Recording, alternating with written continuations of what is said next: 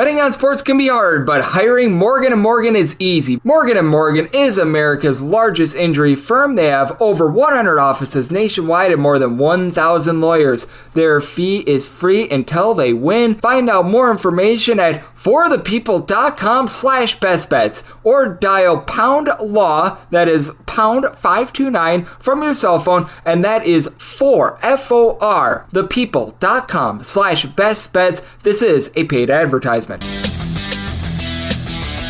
warm and friendly hello, welcome to lovely Las Vegas for Coast to Coast Hoops with myself, Greg Hoops Peterson, now part of the Veasan Family Podcast. We've got an excellent podcast for you as we're going to be joined in segment number 2 by Curtis Rogers, who does such great work over at 710 Seattle Sports. We're going to be discussing with him how this is the SEC's world and we are all just living in it. We are also going to be taking a look at what we've seen here in the last few weeks, why I put a little bit more credence of what we've seen the last 2 weeks over those non-conference tournaments, and we're going to be diving in on some of the teams that he's feeling bullish and bearish on as well. In the final segment, going to get you guys picks and analysis on every game on the betting board for this college basketball Monday as we hit some make shots. If you do have a question, comment, segment idea, what have you for this podcast, you have one of two ways to be able to fire those in. First one is my Twitter/X timeline at @UTEP_D1. Keep in mind, letters EM, they mean does not matter, so as per usual, please do send these into the timeline. The other way is find an Apple Podcast review. If you rate this podcast 5 stars, it is very much appreciated. And then from there, you're able to fire in whatever you'd like to hear on this podcast via that 5-star review. Did not get in any Twitter/X questions today, but we had a fun day of college basketball on Sunday. Let's take a look back at it, try to find some trends, and try to get to know these teams a little bit better.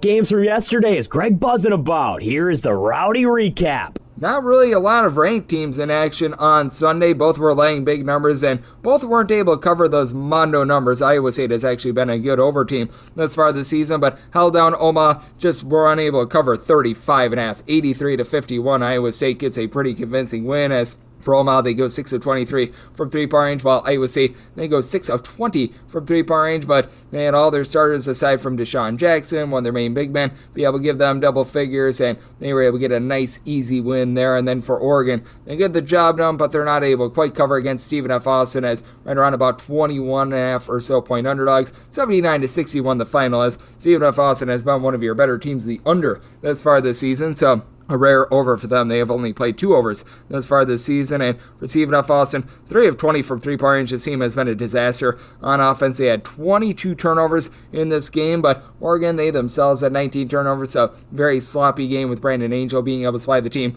with 15 points, but Oregon gets out of Dodge. They're able to get a win. Here's been one of your best over teams at all of college basketball, though. How about Akron? Now 7-0 to the over. UW Milwaukee absolutely took it to them. 100-81 the final. UW Milwaukee goes 11 of 19 from three-point range. Them as Folks. Well, Folks, he was able to give you 23 points, 7 assists. Did have 8 turnovers in this game as UW Milwaukee 22 turnovers, Akron 17 turnovers, and Akron does go 8 of 20 from three-point range. They got this game going very much up and down. They were able to get 22 points out of Tavari Johnson, but nowhere near enough in this one, as UW Milwaukee also has JaMychal Stillwell, one of the best rebounders in all of college basketball. 17 points, 18 rebounds. UW Milwaukee wins that rebound battle 46-28, so that was pretty earth-shattering. Little Rock has been a bunch has had a little bit of a tough time playing overs thus far this season as well, but they played their second over of the season thanks to overtime against UIC. UIC, they get the job done in overtime by kind of 77-69. Closing total of 145.5, so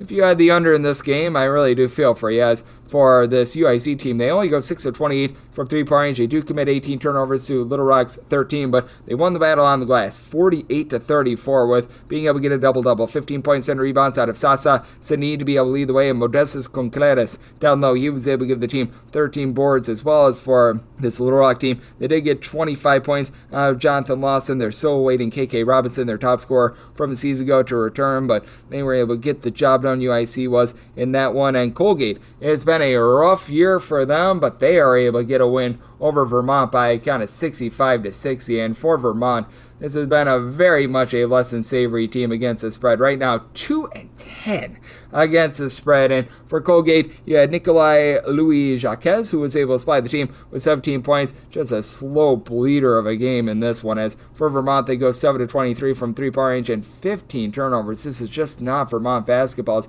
They're 5-7 straight up. Colgate is 3-9 straight up, so these have been 2 of your bigger fade teams in all of college college basketball, and them had to win on this day, and on this day it was Colgate with a minty fresh cover, and another team has been a little bit less than savory thus far this season. How about Alabama A&M? They're right now 1-6 against the spread. They fall to Chattanooga by a count of 85-63. This was a spread of 16.5, and for Alabama A&M, they had a chance to be able to cover this game. They were down 11 with 6:36 remaining, and then they got outscored the rest of the way by a count of 16-5. As Hunter Huff, he was huffing and puffing and blew down Alabama A&M's house as he goes 6 of 11 from 3, 24 points out of him. Trey Bonham, he was able to find the bottom of the basket, 21 points, but at the very least for Alabama A&M, on this day they were not Arkansas Pine Bluff, who lost to Texas 121-57 for Texas. They go 17 of 30 from three-point range. They had 51 points off of made threes, and Pine Bluff had 57 total points. As for Pine Bluff, 22 made field goals,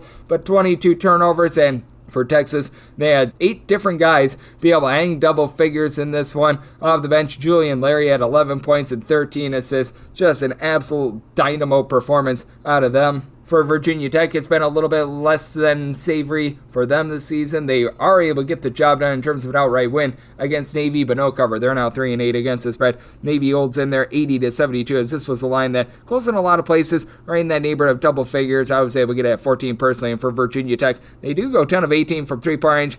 The turnovers less prevalent in this one, as they only turned the ball over 10 times. They've been averaging about 15 turnovers per contest, but Navy, they were able to go 15 of 16 at the free throw line, so that helped them be able to hold in this game. And also being able to hold in there was Old Dominion, a team that has really had their struggles thus far this season. And for Northeastern, this has been one of your better cover teams in all of college basketball thus far this season, but in this affair, they were laying about 6.5 points, so Old Dominion gets a cover, but Northeastern, they do find a way to get the job done. 75-71 the final. As for Northeastern, Rashad King, he has been a king for the team. He was able to supply them with 21 points in this one, and for Northeastern, they're now 7-4 against the spread this far this season. As the Coastal Conference in general, they've only got 4 teams in the conference that are below 50% against the spread. They have really been doing a great job of being able to cover games, and for Old Dominion, perhaps this is the start of something good. They're now 4-6 against the spread, much better than Louisiana, who currently finds themselves 1-9 against the spread. It has just been a dumpster fire of a season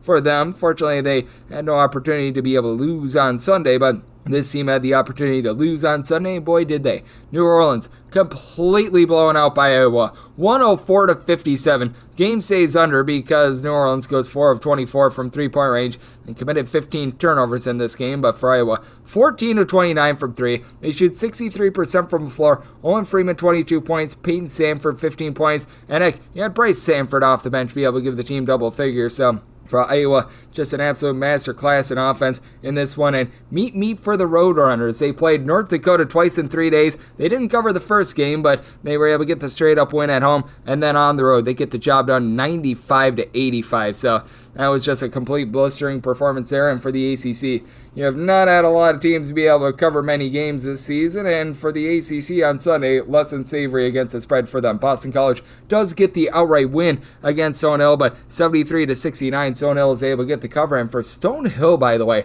they were absolutely awful against the spread to begin the season. I believe they've now covered 3 out of their last 4, so they're starting to rise up a little bit more for Boston College. They allowed Stonehill to go 10 of 23 from three-point range. Reason why they were able to persevere is that they won the rebound battle 34-26, but yeah, that was not necessarily so great. And for Georgia Tech, it has been less than savory for them against the spread. They lose to Northwestern by a count of 71-60. That's a game out here in the great state of Wisconsin for Georgia Tech. They're now 3-7 against the spread, and for Northwestern, they go 9 of 22 from three-point range. Nick Martinelli, 16 points, and Brooks Barnizer, 20 points, 10 rebounds. So nice quality double-double out of him. Also out there in the great state of Wisconsin, San Francisco, the Dons, they get it done once again as they take it to Loyola Chicago. This by a count of 76-66. Loyola Chicago has been one of your better defensive teams in all of college basketball, but this Dons team has been only about 5-5 against the spread because they've been laying some big numbers, but I really like what I've been seeing out of them. 9 of 21 from three-point range, and for Loyola Chicago, they've got nobody to blame but themselves for this loss. 15 out of 32 at the free throw line, while San Francisco went 17 out of 23 at the charity stripe. Loyola Chicago lost the rebound battle 39-37, but won the turnover battle 15-11, so that was big. But what else was big? Malik Thomas, he put in there 35 points as well. And how about this team from the state of California that's been able to cover? UC San Diego, now 7-2 against the spread. They're able to take it to Idaho 80-56. They win the turnover battle 16-10, and they win the rebound battle by 13 as you had Aniwana Tiat Jones supply the team with 21 points along Tyler McGee. They have been doing a nice job and seem did a bad job, though, for UAB. They blow a 27-point second-half lead to Arkansas State. Arkansas State comes all the way back. They win by a kind of 98-89. This has been an Arkansas State team that had some big road wins already on their ledger because they went on the road about a week or so ago. They were able to take down Memphis as well, and this has been one of the bigger disappointments in UAB and all of college basketball, both straight up and against the spread. They're now 3-7 against the spread, so that's been very much less than savory. But for UAB, they go 10-31 from 3. They were blistering in the first half as you had Tyron Moore be able to give you more. He goes 6-12 from 3-point range. He supplies the team with 22 points. Yaxel Lendeborg, 22 points, 12 rebounds. But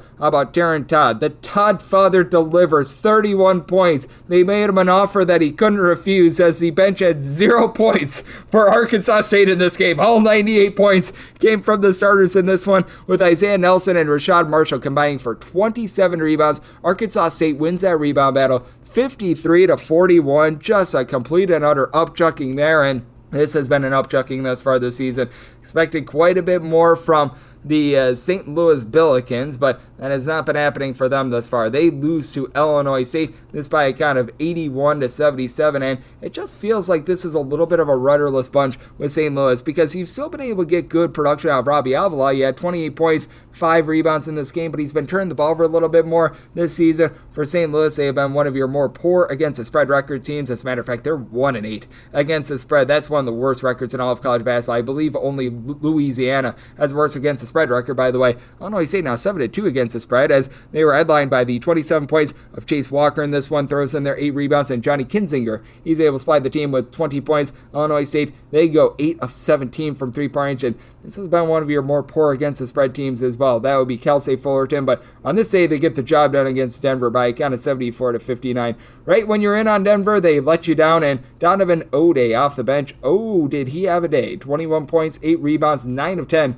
from the floor, and for Cal State Fullerton, they win this game despite the fact that they lose a turnover battle by a count of 8-5. Denver, some clean flowing offense. They just couldn't put the ball in the basket, going 6-21 from 3-point range. So that was a little bit of an issue from them. And for USC, this has been one of your worst against the spread teams in all of college basketball as well. They entered into Sunday with a very much less than savory 2-8 against the spread record, but they absolutely take it to Montana State. They led this one 47-21 at the half. They run and hide with it. They finally get something going on the glass that has been rough for this USC team all season long. St. Thomas, he was able to have himself just 13 points in the first half alone. So USC, they get back online, and Hofstra has been a relatively good against the spread team as well. They entered into the day 6-3 against the spread, but Temple, we give our O to Lane Kiffin goals. They completely held them down 60-42 the final as Hofstra goes 5 of 29 from 3, 14 of 56 overall from the floor. And for Temple, they have been without Lynn Greer throughout the entirety of the season. He comes back in this one. They brought him in off the bench, 9 points, 5 rebounds in 17 minutes. That is going to be big for the Temple team moving forward. And what else is big is taking a look at what we're all getting right now in college basketball. And if you've been looking at overs thus far this season, so far it's been a pretty good start for you. And over the last 7 days, we have been seeing a rise in terms of the overs as we have had 88 overs to 84 under, so hitting at about 51.2%, while favorites, they've been able to do a rock solid job as well. Hitting at a little bit north of 52% over the last 7 days, 91, 83, and 3 against the spread. And if you're looking overall at this college basketball season, overs are hitting at about 50.5%, 860 overs, 844 unders, and a few pushes, with favorites still having a rough go of it. Underdogs have been having themselves a season. 871, 832, and 26 against the spread have been underdogs this season. So that's what we're seeing in college basketball right now, and that's what we all got on Sunday. Now let's take a look at the Big Ten landscape, the SEC landscape, and what we're all seeing in college basketball with our good friend Curtis Rogers of 710 Seattle Sports. That comes up next right here on Coach Good Seats with myself, Greg Peterson, now a part of the Decent Family Podcast.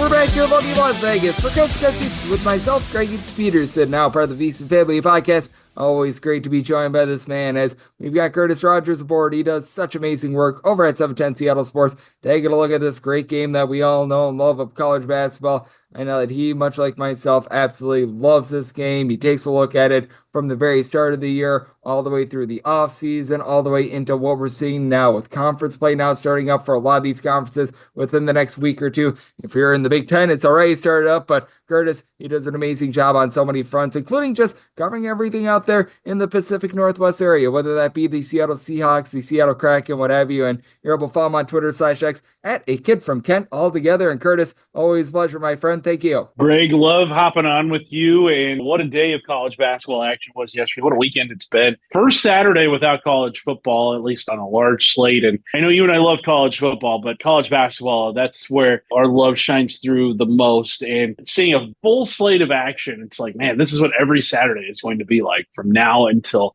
the end of March. I love it. You love it. And what a great slate it was this weekend. Tons and tons of action in the top 10 and top 25. Can't wait to break it down with you here. Oh, it has been a lot of fun. And I know that I've been noting this on the podcast, and this is something that I'm sure has been of note for you as well. Just the SEC absolutely taking over college basketball this season because with the SEC, they've right now got, in my opinion, the top team in all of college basketball in Auburn. But you just take a look up and down the boulevard, and aside from maybe South Carolina, every one of these teams looks very formidable right now. Even South Carolina seems to be picking it up a little bit as well. And just take a look at the hierarchy of college basketball. Tennessee, Alabama, all these great teams. Texas, they put up 121 points on Sunday. Florida, you just go down the list. And what do you make out of a conference that it just looks like it's everyone else in college basketball trying to chase down the SEC? It's wild because this is what we thought was going to happen with the Big 12 this season. And I mean, the Big 12 is still a very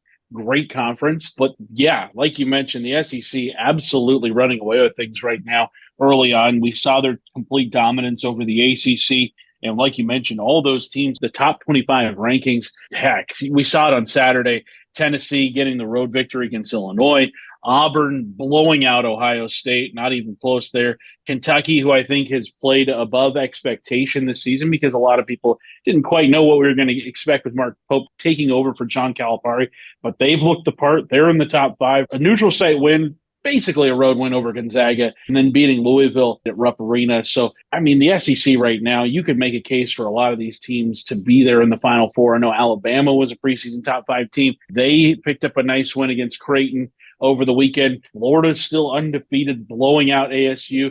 We still don't quite know how their head coach situation is gonna play out with that investigation still ongoing. But heck, even Texas A&M picking up a nice victory over Purdue in the Indy Classic. So everywhere you look in this conference right now, Greg, the SEC has really, every moment they could possibly have a signature win, they pretty much picked it up. Credit to those schools for really stepping forth here in the early going of the season, because it looks like right now the SEC is going to send quite a bit of teams to the NCAA tournament. Yeah, this is not going to be the 3-bid league like the one year that I spent in Nashville, Tennessee in 2016, where Vanderbilt was in the first 4 that year. I remember it all so well, and the way that they have really turned things around has been wild, to say the least. And I know that this is now your conference as well, because typically, Curtis, when our teams clash, it's like we saw on Sunday Night Football, the Green Bay Packers and the Seattle Seahawks, because you're out there in Seattle. I'm a Green Bay Packers fan, but now we're going to have Wisconsin versus Washington happening sooner rather than later in college basketball. And just what have you made out of Big Ten conference play thus far? Because with the Big Ten, it feels like they're a very, very light version of the SEC, in that you've got a lot of teams that there's really not a lot of bad teams. I will be honest here. Washington has been less than savory. Minnesota has been less than savory. But out of 18 teams, have as few clunkers as you have in the Big Ten is not a bad thing. But obviously they're chasing the SEC right now. I just look at the Big Ten, and other than the 2 or 3 teams at the bottom, and you've seen a few teams be able to rise up like UCLA, it feels like it's just a big, giant middle with the Big Ten right now. Most certainly. I mean, you look at this conference right now, there is no clear-cut favorite at the moment. UCLA, the clear hottest team in that conference by far, winning 8 in a row with a nice comeback victory against Arizona, down 13 at one point in the second half, coming all the way back to win in a neutral site game. Great win for the Bruins over the weekend. Even though Arizona is not ranked and is not the Arizona that we expected them to be this season, still is a testament to go away from your building and pick up a victory like that. I'm looking at this Big Ten standings right now, Greg, and I mean, yeah, there's just a lot of just mid right now. I mean, only 3 teams are still undefeated in this conference through 2 conference games. That's it. Only 3 teams are still undefeated through 2 conference games. That just kind of shows the amount of parity in this conference. And heck, I mean, there's a team that I'm looking at right now that isn't even ranked in the top 25 that could maybe go on a run. Looking at Rutgers with their 2 amazing prospects, Dylan Harper and Ace Bailey. I think they could potentially make some noise as well. Oregon has not slowed down after picking up their early season tournament win.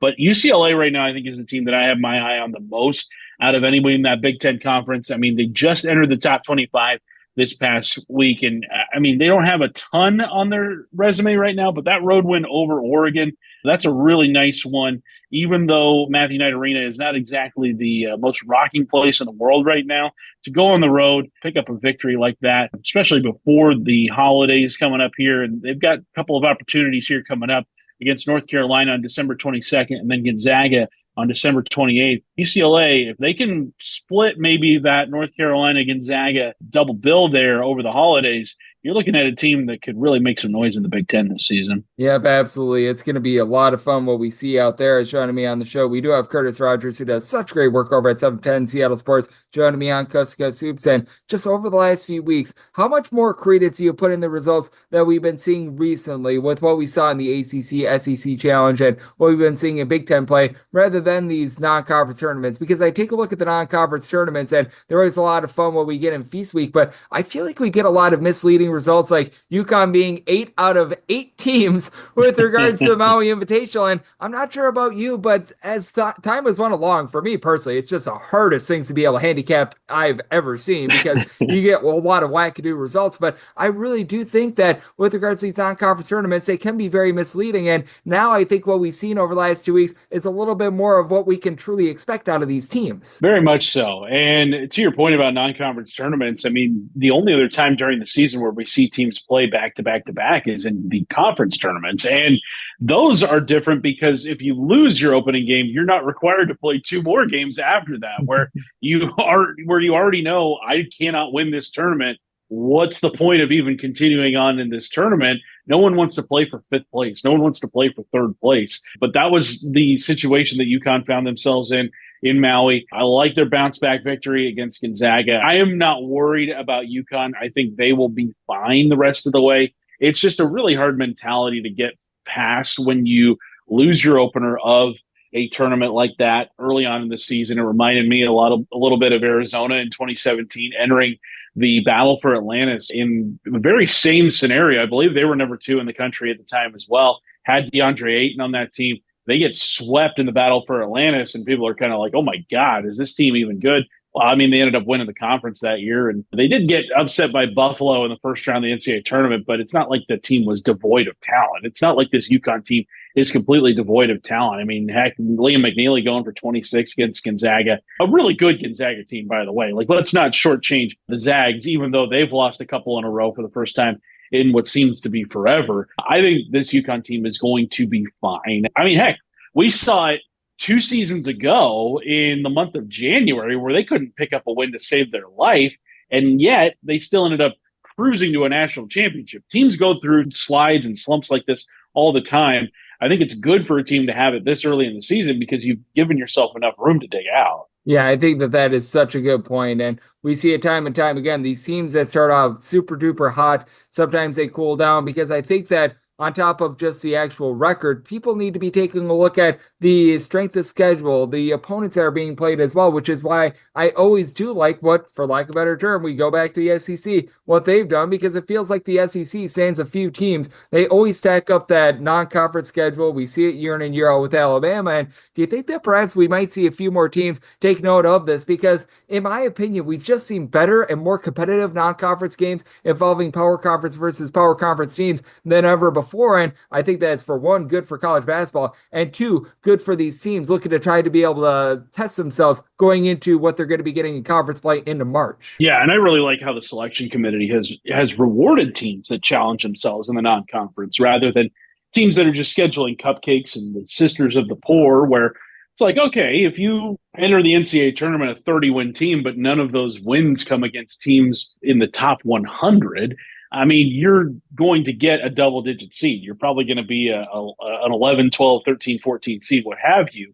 Whereas you test yourself against the best teams, I think that is deserving of reward, even if it doesn't come out with a victory more often than not. I think Gonzaga has learned that, and they have been sort of the model, I think, of non-conference scheduling. A lot of teams look at them and say, oh man, they have a great non-conference schedule. I think they do it more so to make up for the lack of quality opponents that have been in the WCC. But I really like what they do in the non-conference, where you just stack up quality win after quality win after quality win, and you point to your resume and say, hey, we beat this team that was in the top 10. We beat all these teams that were in the top 5 on neutral site in true road games. And the committee has no choice but to reward that. And I think those should be weighed much more than a conference victory against, the 18th place team in your conference now. That's strange to say that there's 18 teams in conferences, but that's the reality of college basketball that we're in right now. But yeah, good on teams for challenging themselves right now. I love it. I love seeing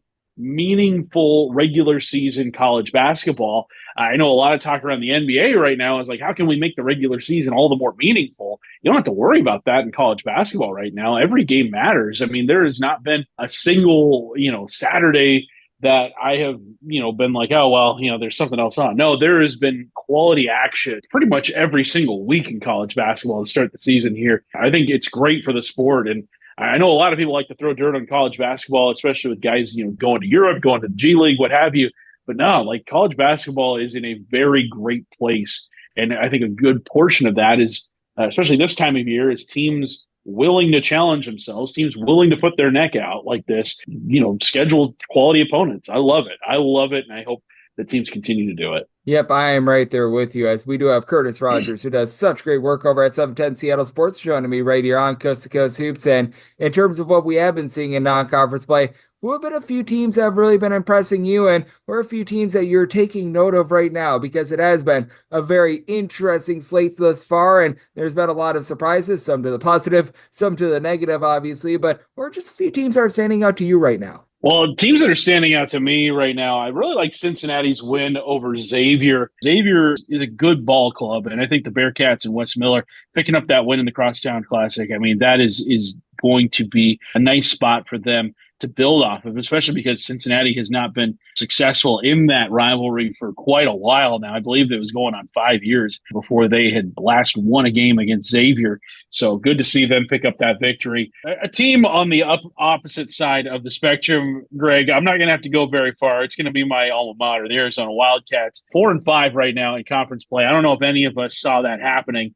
And what's crazy about the 5 losses is that they've all come against quality opponents. They don't have any wins against quality opponents this season. Their best win, I mean, you're looking at maybe Davidson. You're looking at maybe Old Dominion, Canisius. I mean, it is not good looks right now for Arizona, and especially because they don't have any more opportunities in the non-conference to pick up a quality win. They're done for after that UCLA game this past Saturday. They've got Samford and Central Michigan left in their non-conference slate before the Big 12 play opens up for them on December 30th against TCU. And like we talked about, the Big 12 has not been as great as we thought it would be. Arizona, a big reason for that. So they're going to have less and less opportunities to improve that resume come NCAA tournament time. I don't know if they have what it takes right now to be a tournament team, which is crazy to say, especially considering all the talent that they brought back from last year. It is going to be a very uphill battle for Tommy Lloyd and his bunch right now. Yeah, it has been very strange what we've been seeing out of Arizona right now, and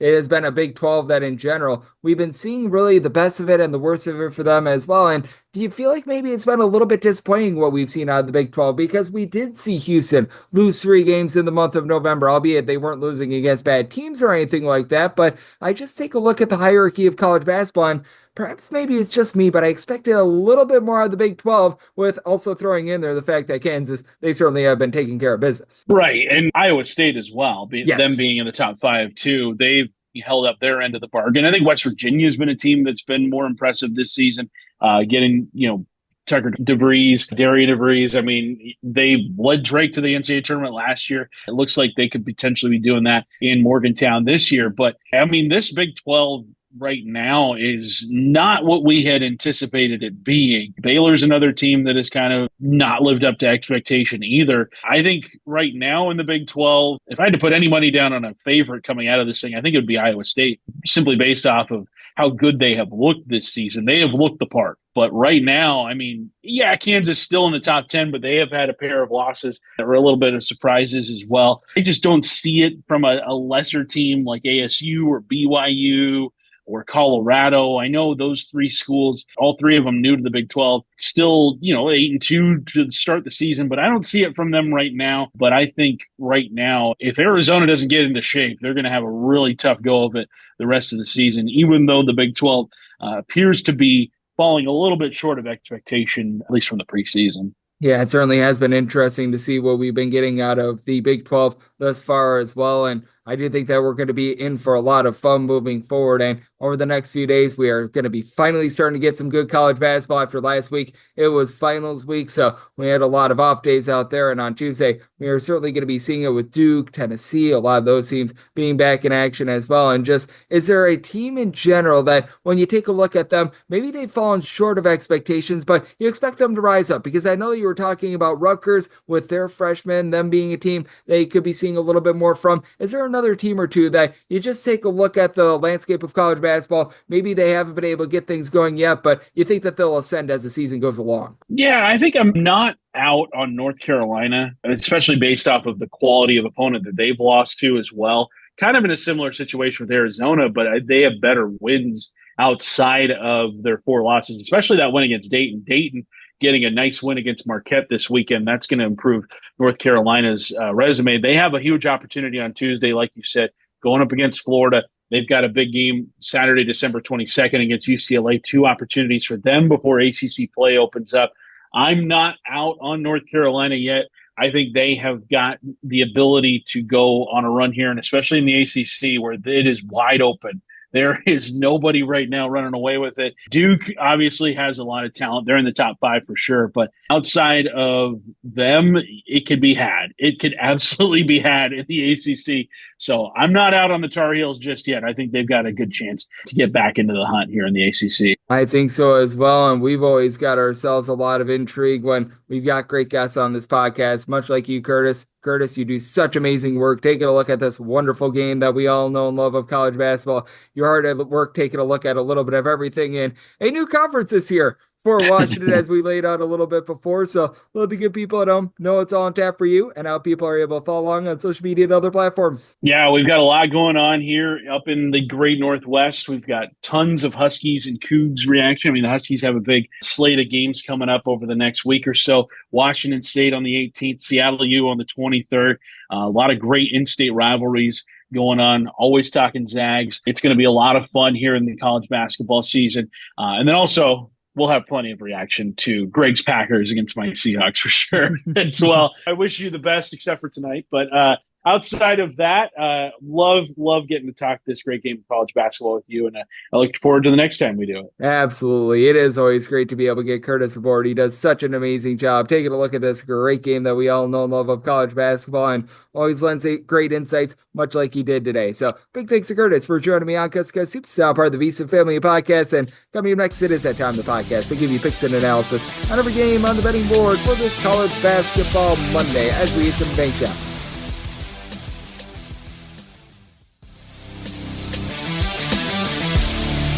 And we're back here in lovely Las Vegas for Cusco Soups with myself, Greg Eaps Peterson, now part of the VSiN family of podcasts. It is always a pleasure to get Curtis Rogers aboard, who does such amazing work over at 710 Seattle Sports, looking at this great game that we all know and love of college basketball. Every single time he joins me, lends such great insights. Did so once again today, so big thanks to Curtis for joining me in the last segment. Now it is that time of the podcast. I give you picks and analysis on every game on the betting board for this college basketball Monday as we hit some bank shots. Most financial establishments close at a certain time, but not here. It is time for a side and total on every game on today's betting board bank shots. Do note that as per usual, any changes that are made to these plays will be listed up on my Twitter/X feed at JNet_D1, and we are going to indeed be going in Las Vegas rotation order. This is where we go with the games with 3 digits on the rotation first, and then the games with 6 digits. Those involve the Southland games, that also involves the Atlantic Sun, and the SWAC for today. So just 3 conferences. Those are going to be the games at the bottom, and we are going to be going in time order pretty much with regards to games in terms of the normal board, and then the extra games, those will be in time order essentially as well. So let's get things started with 871, 872 on the card. This will be a game that right up. It is Wofford. They are on the road against College of Charleston. Charleston a 6 to 6.5 point favorite. Total on this game is between 146 and 146.5, and circumstance where I'm going to be willing to lay the number with Charleston, and what I'm going to be writing up is the over, because you've got a Charleston team that is playing super duper up tempo, top 20 team in terms of total possessions per game, and you've got a pair of defenses that have been leaving a lot to be desired. So I did set my total at a 155.5. Wofford right now outside the top 275 in terms of points allowed on a per possession basis. Additionally, when you take a look at this Charleston team at home specifically, they're about 242nd in the country in terms of points allowed on a per possession basis. So they've been leaving a lot to be desired there. This is a Wofford unit that hasn't had quite the three-point shooting that they were looking for coming into the season. Chase Comier, he shot 50% from three-point range last season. He pretty much opted out of the season before it ever started, so that was a big giant blow for them, and that has been leading to, shall we say, just a little bit of thinner depth with regards to backcourt. You've had Corey Tripp do a nice job. He's been able to supply the team with about 13.5 points, doling out 3.5 assists per game, and team, they turn the ball over about 13 times per contest, but they shoot 64% from the free throw line. They shoot just 32.5% from three-point range. Charleston, they certainly have their warts, but they've got Ante Brizovic to essentially be the deodorant to many of those warts, as he's been able to supply the team with 19 points, 8.5 boards, 3.5 assists. He has been shooting 45.5% from three-point range. Love what I'm seeing there for a Charleston team that they do get a little bit loose with it. They return the ball over about 14 times per game, but being able to get what you are out of CJ Fulton, who's been able to give out 6 assists, about 1.3 turnovers per game has been big. You've got about 10.5 points per contest out of AJ Smith. They're still looking for a little bit more out of Darian Boyd. He began the season banged up. Last season when he was at Lipscomb, shot 44% from three-point range, but has been able to find his bearings recently. Been able to give the team 9+ points in 3 of the last 4 games. Do like what I'm seeing there, and Jackson Prunty has been in and out of the lineup as well. That has been hurting this team just a touch, but do think that Charleston should be able to do a relatively solid job down low with getting about 5 rebounds per game out of Lazer Djokovic. It's been a Wofford team that really, other than Kyler Filewich, who's been able to give you 8.5 rebounds per game, they struggled there. They're outside the top 200 with regards to rebound rate. This has been a Wofford unit that has been giving up points upon points all throughout the season, as they have now given up 76+ points in 3 of their last 5 games, and they've given up 73+, and I believe 5 out of their last 8. Meanwhile, for this Charleston unit, they've gotten to at least 76 in 4 of their last 5, so this has been a team that's been able to do a great job of being able to get points upon the board. I'm willing to lay up to 7 points with Charleston in this ordeal, and for the write-up, I'm looking at the over semi-total more around 155.5. As we go to 873, 874 on the card, Cal Baptist is going to be on the road facing off against Middle Tennessee. Middle Tennessee, a 3 to 3.5 point favorite. Total on this game, it is 145.5, and in this one I did set Middle Tennessee's a 5-point favorite. I'm going to be willing to lay the 3 to 3.5.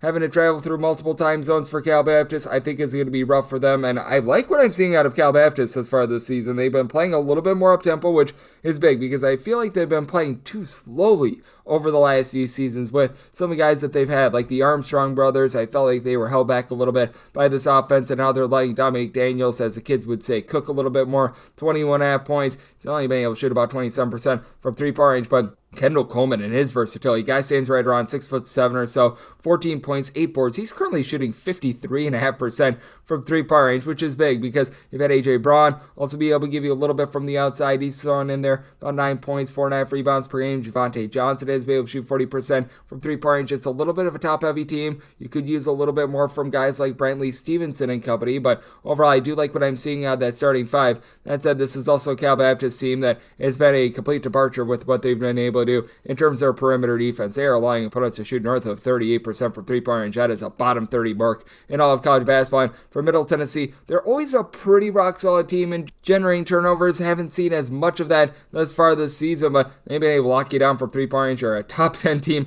in all of college basketball in this regard. Teams are shooting less than 26% from three-point range against them. And Jetson Porter, he has been back, and he has been back in full force. 17 points, 0.5 per contest, and you just had a lot of injuries with this team last year as well. Cameron Weston is someone that was banged up last season. Justin Wofford has been able to do a nice job in the backcourt, as well as you've got a lot of guys that they just play as a cohesive unit. You don't necessarily have that one star, but each of your top 5 scorers right now, that includes Jalen Counter, who's missed a few games, have all been able to generate at least a steal per contest. You've got a lot of guys shooting it well from three-point range. Counter, when he's been out there, as again, dealing with injury, shooting 40% from three-point range, but even with having a little bit of diminishment, with Counter being in and out of the fold, you still have a front court that I don't know if they win the battle against the likes of Kendall Coleman, A.J. Brown and company, but Issam Mustafa has been really good on the glass. He's been able to pull in for the team a little bit over 9 rebounds per game. This is a Middle Tennessee team that they just do a really nice job in terms of being able to lock down defensively. It is an offense that could be a little bit touch and go, and they're shooting about, as a collective, 31.5%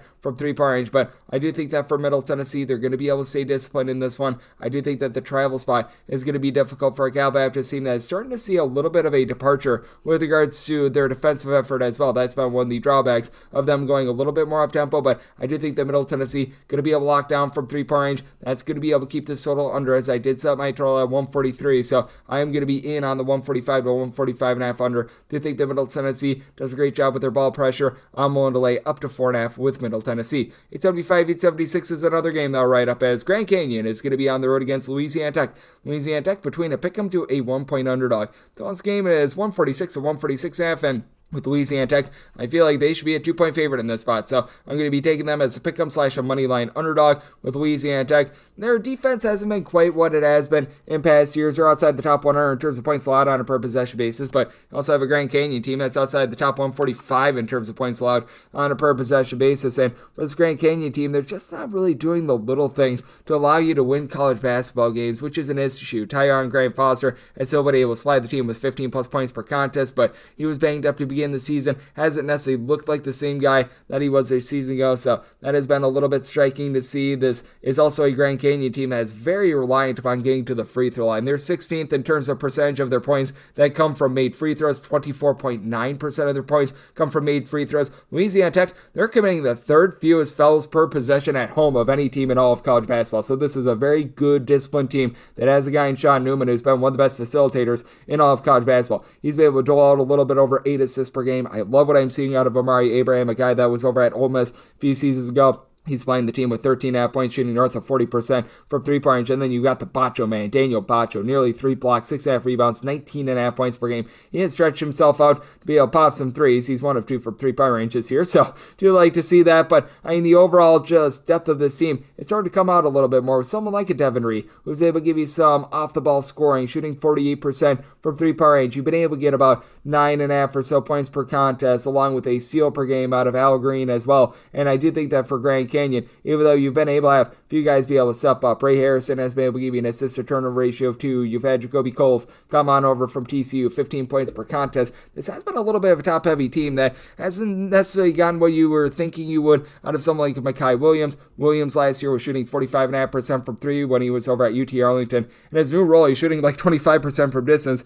with his Grand Canyon team, and Grand Canyon as a whole, they're shooting 32% from three-point range. Just feels like there's a lot of guys that are outside their normal roles. Duke Brennan has been able to give you 8 rebounds per game, so Grand Canyon should be able to hold up on the glass. But in the end, I do think the Louisiana Tech just a little bit too strong in the spot. You also have a team in Grand Canyon coming on over from the great state of Arizona, having to travel to Ruston, Louisiana. That's just a tough road trip in general. I recognize that over the weekend, Grand Canyon had to play in the state of Georgia as well. But that said, do like Louisiana Tech on the money line in this spot / as a pick 'em, made them a 2-point favorite. I'll be writing that up. And then did set my total at a 146. So here at the 146.5, I'm in on the under. 877, 878 on the betting board. It is TCU, and they play host to South Alabama. South Alabama, 12.5 to 13-point underdog. So now this game is 137. My line 13.5. I'm going to be willing to lay it with TCU. In a normal circumstance, I would be willing to take the points with South Alabama.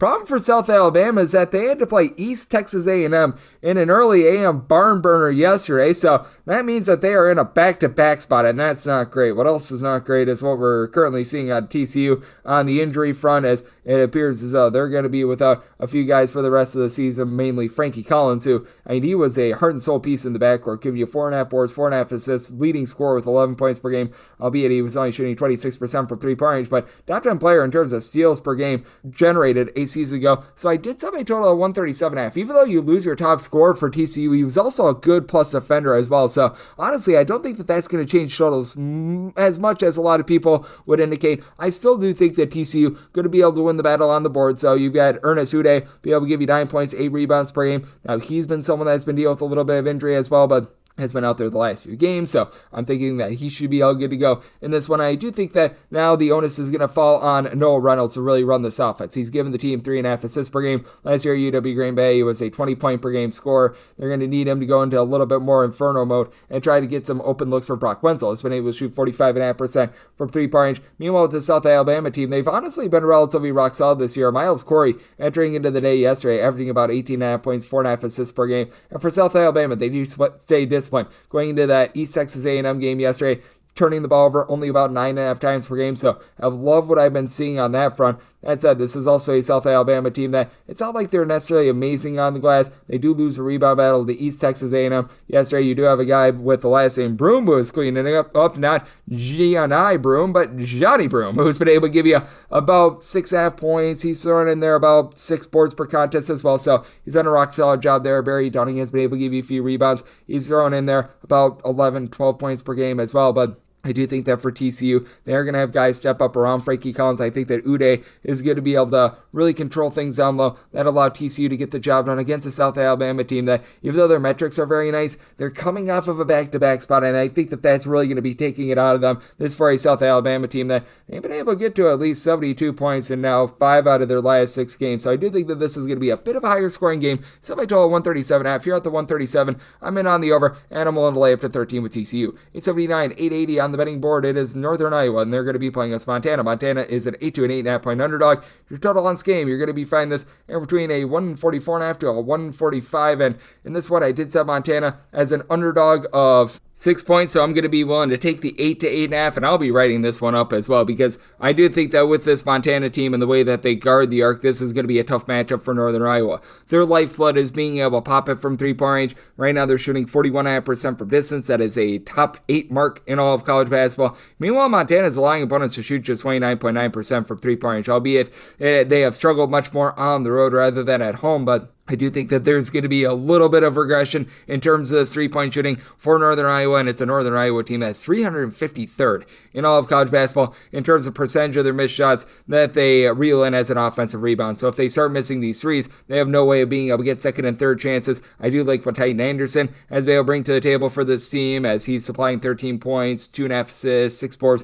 He's been able to shoot 40% from three-point range, and the 52.5% three-point shooting of Trey Campbell, not necessarily sustainable. Last year he shot 40% from 3. I think he'll end up probably a little bit north of 40%, and has done a nice job facilitating recently, a combined 13 assists in the last 3 games. It's a relatively clean Northern Iowa offense that does extend a little bit past the three-point line as well. They're shooting as a collective north of 51% on their twos. They're turning the ball over just 11 times per game, but Montana, they do a nice job in terms of setting up some clean offense as well, with Money Williams being able to supply the team with 3 assists, 3 boards, 14 points per game. They've been dealing with some injuries to Malik Moore, which has been hurting the team quite a bit, but now they've got him back, and he's been able to shoot 42% from three-point range, and since his return, they've been able to get to at least 69 points in, I believe, every one of their games since he's been back. So that has really been able to help this offense ascend. On top of that, you've got the versatility of Joe Pridgeon. Only stands 6'5", but 8 boards, 2 assists, 13.5 points per game. So remember, way back in the day when he was in the Patriot League over at Holy Cross, he was just dynamic as a freshman, dealt with some injuries, and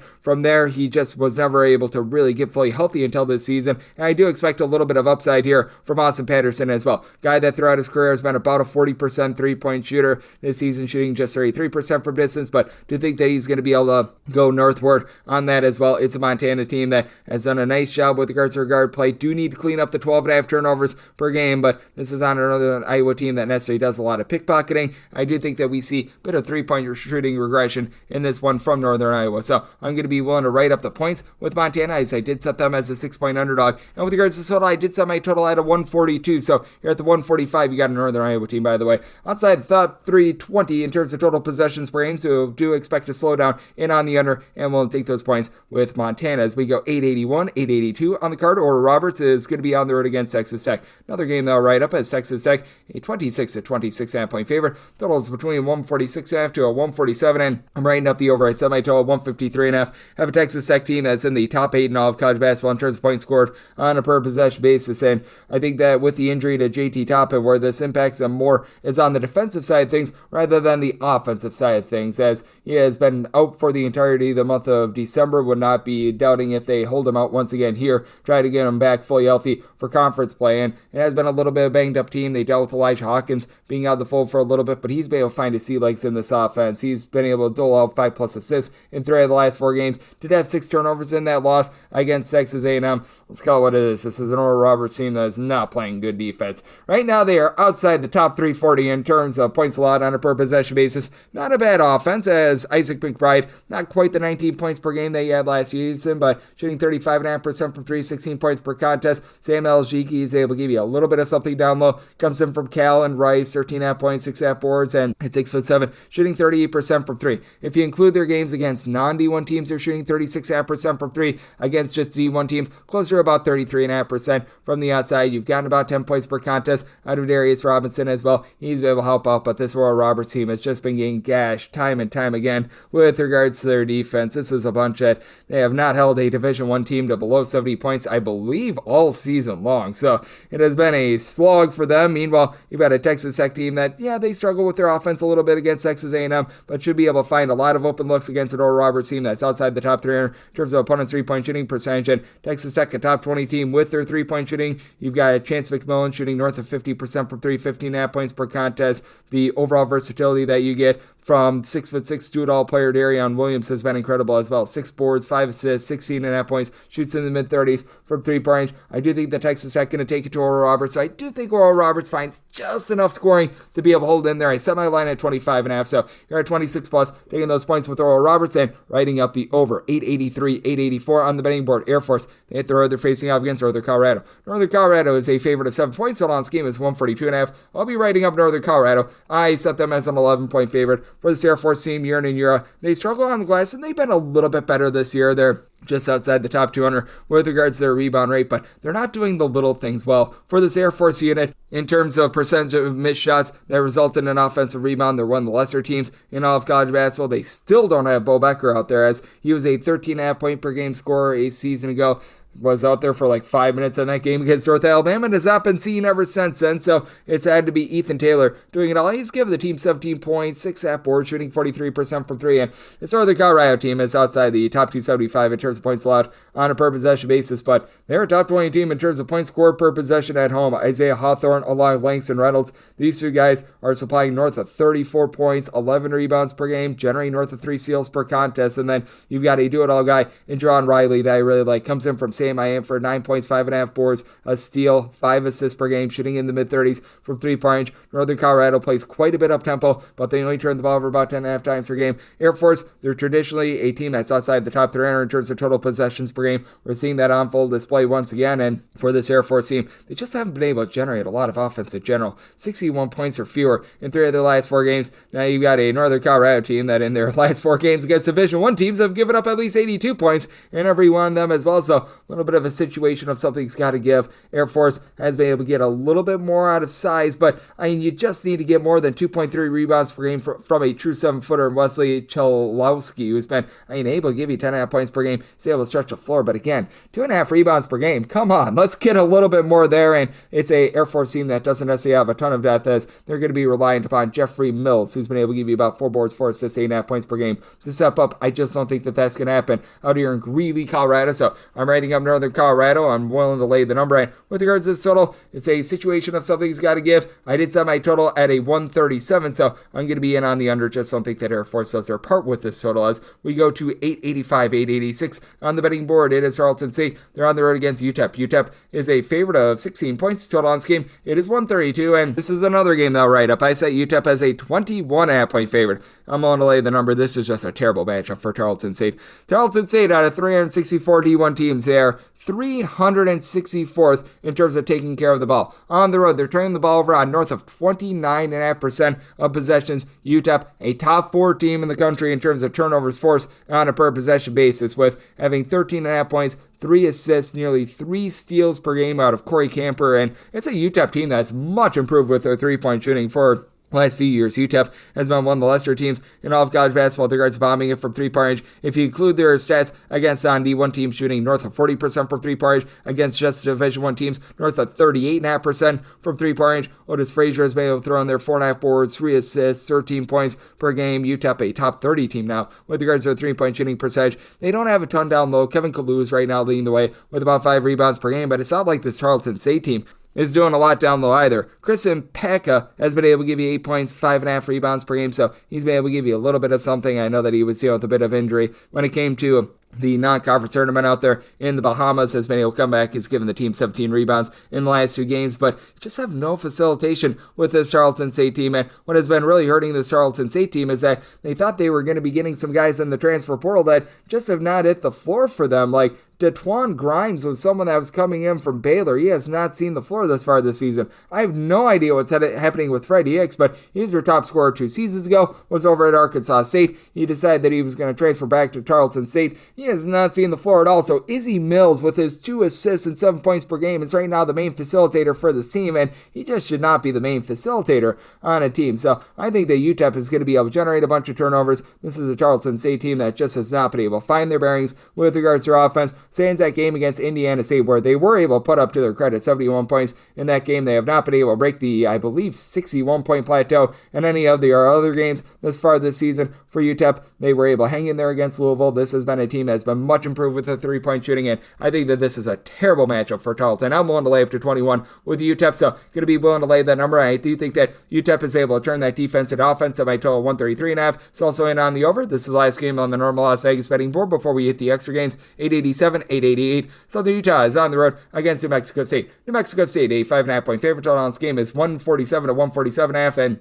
for New Mexico State, set them as a 3.5-point favorite. I'm going to be willing to take the points with Southern Utah. I'm starting to like what I see out of this Southern Utah team, as really the big X factor for this team is the man from the lone Division II school out there in the great state of Wisconsin, Jamar Simpson. He's come in from UW Parkside. He's supplied the team with 16 points, 4.5 boards, shooting 35% from three-point range. He has really been the heart and soul of this team with north of 20 points in 3 out of the last 5 games. They do leave a little bit of something to be desired down low. Jamar Sibley has been your main rebounder with about 5.5 rebounds per game, and that's where New Mexico State is going to need to win this game, as you've got a pair of guys with the last name Shaminga, Emmanuel Nathan Shaminga. They both give you 3 points per game, but both of these guys stand 6'10" or taller. They're both giving you between about 4.5 to 5 rebounds per game, so that's been encouraging for them. This has been a Southern Utah team that, with regards to their overall rebound rate, they're right in the neighborhood about 200th in the country with that regard. Meanwhile, this New Mexico State team, they've been able to do a rock solid job at about 138th, with Peter Filipowski being able to give you about 7 boards per contest. Robert Carpenter, good versatility, 12.5 points, 6.5 rebounds per game.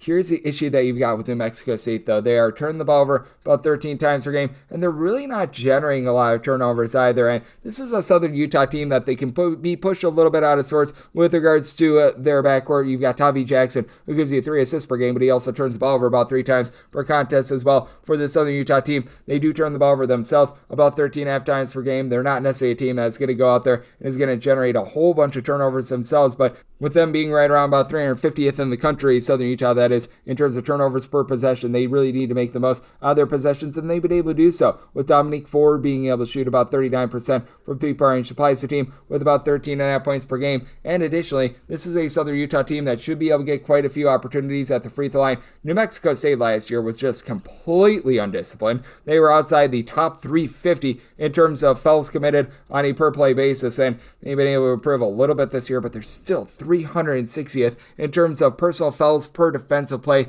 That should allow a lot of nice, clean opportunities for Southern Utah to be able to get to the free throw line and be able to get the job done in this sort of ordeal. Recognize that Southern Utah has had their issues in terms of turning the ball over, but I do think that they're going to hold in there on the glass. I do think that the backcourt, with the Louisville transfer, Hersey Miller being able to give you about 8.5 points, throwing in there a little bit of this and that on the defensive side of things as well, is going to do just enough to hold in this game. I set my line at 3.5. I'm willing to take the points with Southern Utah. We nearly saw this team went out right on the money line against Loyola Chicago earlier in the year as well, so going to be willing to take the points. Set my total 145.5. I do think that the turnovers cost you an over in this game, so looking at the under and willing to take those points with Southern Utah. Now we hit the extra games. The normal betting board picks are complete, but there are some extra games today, so we go into the bonus. 306-501, 306-502. Southeast Louisiana is on the road against Grambling. Grambling a 1.5 to a 2-point favorite. Total on this game between 134.5 to a 135.5. So Southeast Louisiana is 1.5 point favorite. I do like them outright on the money line for Grambling. The big issue that you have with this team,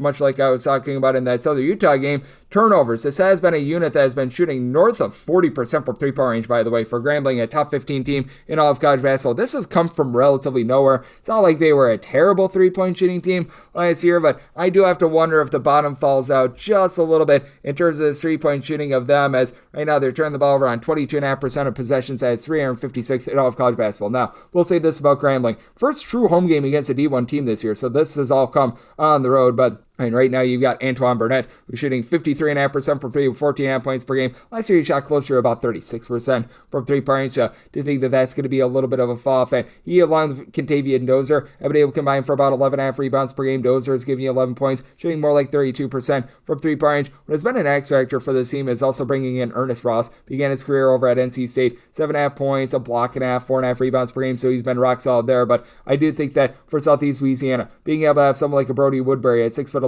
give you 5+ boards per contest. The versatility of Sam Hines, who comes over from South Florida. He's been a do-it-all dynamo. 15 points, 7.5 boards, 2.5 assists, shooting 39% from three-point range. That's just going to be a little bit too much for the Grambling team to handle for Southeast Louisiana. They've given up now 68 points or fewer in each of their last 4 games. It is a Grambling team that they're starting to get held down a little bit more with their offense because they're a very hit-or-miss team that has scored 70 points or fewer in 3 of their last 4 games because they are so reliant upon the three-point shot. They do turn the ball over a little bit too much. And for Southeast Louisiana, are they amazing at generating turnovers? No, but they're an above-average team at being able to generate turnovers. This is a Grambling team that it's not like they're playing at a super fast tempo or anything like that for Grambling. They're right around about 100th in the country in terms of total possessions per game, so slightly up-tempo, but nothing drastic. Meanwhile, Southeast Louisiana more like 160th. I do think that those dead possessions going to be leading to a little bit of lower-scoring games. That might total 133.5. I'm in on the under. I do like Southeast Louisiana outright on the money line. 306-503, 306-504. Central Arkansas plays host to the Citadel. The Citadel are 3.5 point underdogs.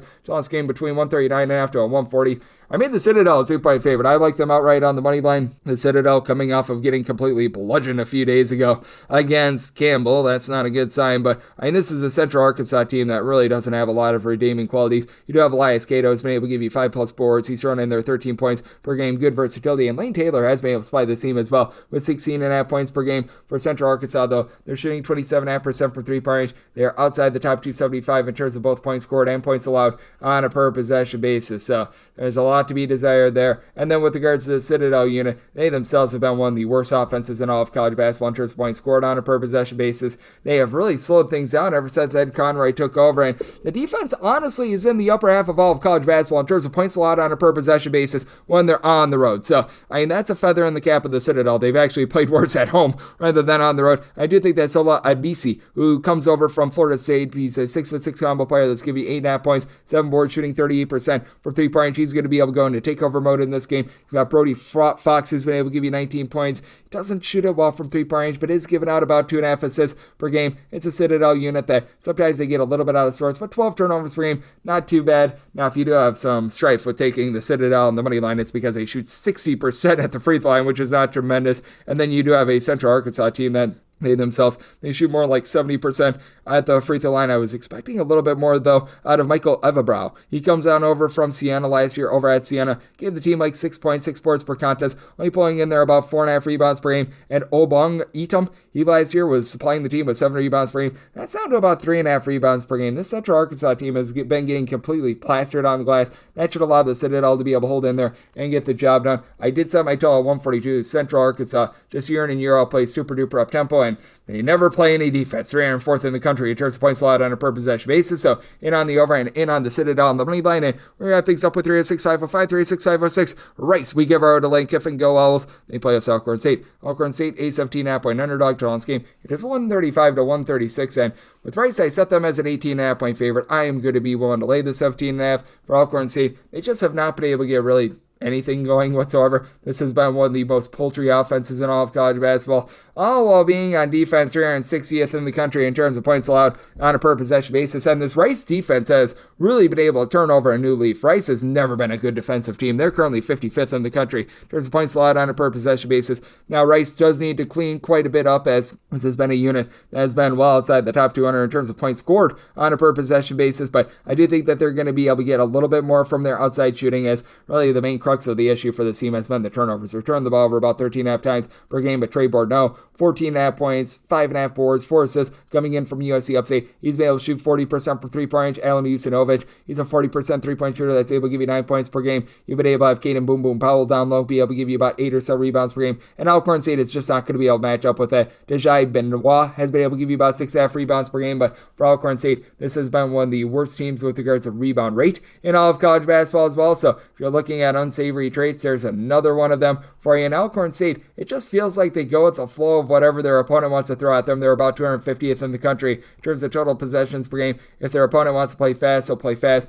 If they want to play slow, they will play slow, but they just don't have any really rhyme or reason to be able to put up any resistance whatsoever, and they're just still trying to find their bearings after they lose guys like DK Thorne and company in the transfer portal. You've been able to have Amari Hamilton, who was injured towards the beginning part of the season, be able to supply the team with double figures in each of the last 5 games, shooting 36% from three-point range. That's allowed this Alcorn State team to be just a little bit more feisty and a little bit more lively in these games. And Keontae Cornelius, he's supplying the team with about 10 points per contest as well, but this has been an Alcorn State team that just has not been able to run good offense all season long. Turn the ball over north of 14.5 times per game, averaging fewer than 59 points per game. So do think that Rice is going to be able to lock down with regards to the defense. Did semi-total at a 134.5, so here at a 136 in on the under, and I'm willing to lay up to 18 with Rice, and that'll wrap things up for the Monday edition of Cubs to Coast Hoops, part of the VSiN family podcast. Big thanks to Curtis Rogers, who does amazing work over at 710 Seattle Sports. He joined me in the last segment. If you do like what you're hearing from this fine podcast, Cubs to Coast Hoops, you're able to subscribe wherever your podcasts, Apple Podcasts, Google Play, Spotify, Stitcher, and TuneIn. If you have a question, comment, segment idea, what have you for this podcast, you have one of two ways we offer those in. First one is my Twitter/X timeline at GNet_D1. Keep in mind, letters EM, they mean does not matter, so as per usual, please do send these into the timeline. And the other way is find an Apple Podcast review. If you rate this podcast 5 stars, it is very much appreciated. From there, you're able to fire in whatever you'd like to hear on this podcast via that 5-star review. I am coming at you guys every single day throughout the year on this podcast, regular season and postseason, so I'll be back with you once again tomorrow. Thank you.